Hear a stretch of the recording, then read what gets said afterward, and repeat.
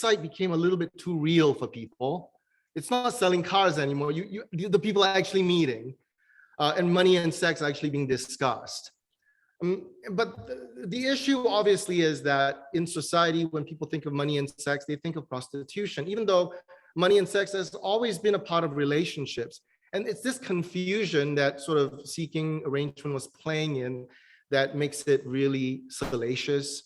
And therefore people like to talk about it, which works great as a business model because I had to spend so little on marketing.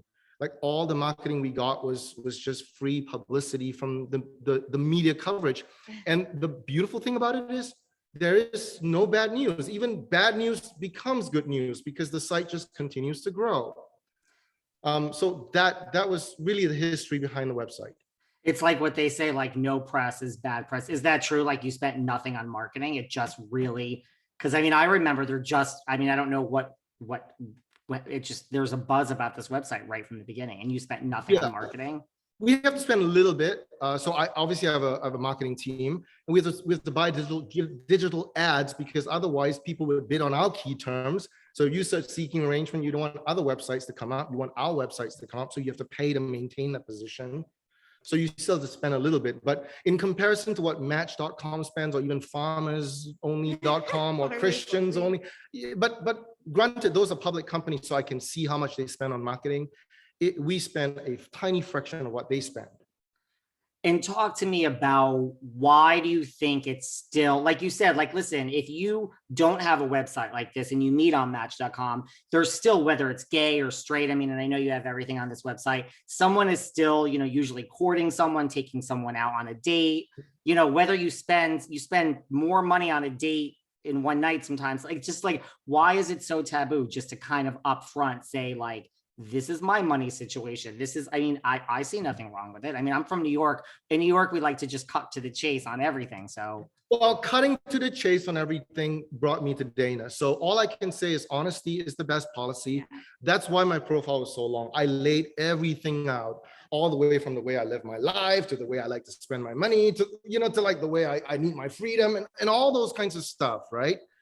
And then Dana saw through all of that, and the honesty brought me somebody that really accepted me for who I am. I think the issue with most dating sites is people pretend to be who they want to be. Yeah. And then in the end, you end up with what you do not actually expect, and things falter and fail. Yeah. Talk to me about like that first phone call. You said it lasted for 3 hours. Now, where there was a geographic difference, right? You said you flew to Dana like right away. Yeah, I was in Las Vegas and she was in Orlando. And we just spoke on the phone for hours. She was getting home from the library doing her schoolwork, and I was just talking to her about college, and then it brought back my college years. And the next thing we knew, we were talking about the food we like, the places we like to go, her childhood and mine, and everything seems to align really, really well. Yeah. She's an economics major. My thesis was in economics, so it's just a lot of crossover. Yeah. So you guys have this first date, like when, they say you just know, like, talk to me, like, what was the first date like for you, Dana? Like, did you just know, did you say, this is it? I mean, why is this guy flying to me? Slow down, buddy. Like, how did that all go? I mean, like, personally, I'm not someone that really, I live in the moment. Like, I'm not someone that's like, oh, I wonder if he's just, I mean, I'm safe, right? It's really important to be safe, especially when you're meeting someone online. I did have like a benefit to my side of like, okay, he owns a site, right? He has some press, like he's not gonna, I highly doubt he's going to do something. But like for me, it was just like, I connected really well with him. I don't think it's really ever like that, like aha moment of like, wow, like this is it, this is my soulmate. But I think it's more of like, wow, like this person really gets me at like the next level, right? It's not just, hey, I like this. Oh, I like this too. We have the same color, like favorite color. It was much deeper than that at multiple dimensions. So it more just like eased into place. It was like, oh, this feels right. And what about for you, Brandon? The initial thing, obviously, for me is the fact that, well, she's beautiful and she's just my type.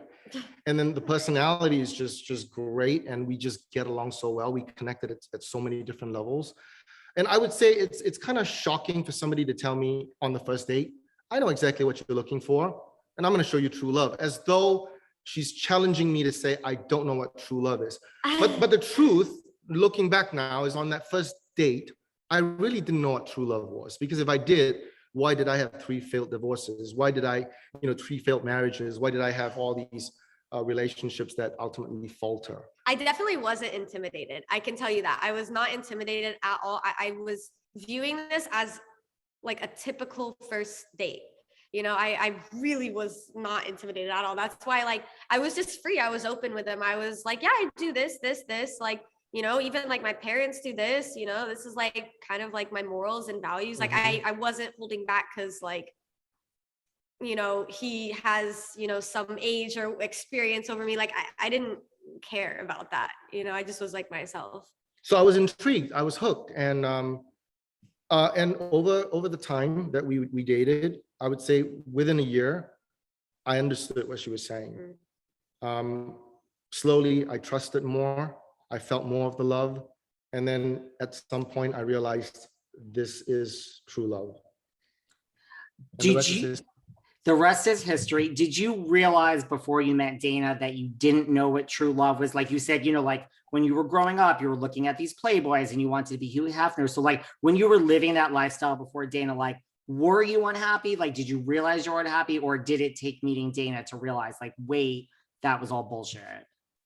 I think I knew I was unhappy because a month before I met Dana, I was depressed and I called a psychic.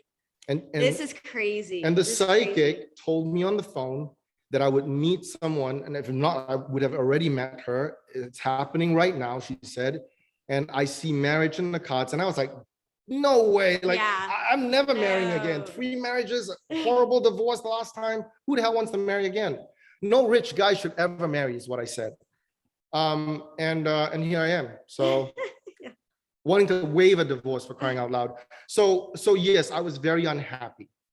But what, during the chase? No, I didn't know I was unhappy. I thought I was the happiest man in the world. In fact, I was so happy in 2014, I wrote that, right? Love is a concept invented by poor people, because I figured out how to date. Like, I could have as many people as I want. I could date as many people as I want, just like Hugh Hefner did. I thought I was successful, but I was wrong. You did have in 2014 the concept you came up with the phrase "love is a concept invented by poor people." Lots of people have used that. I've heard that a lot of times. Yeah. You have now changed that after. I mean, is it because you've met Dana that you've changed this slogan now?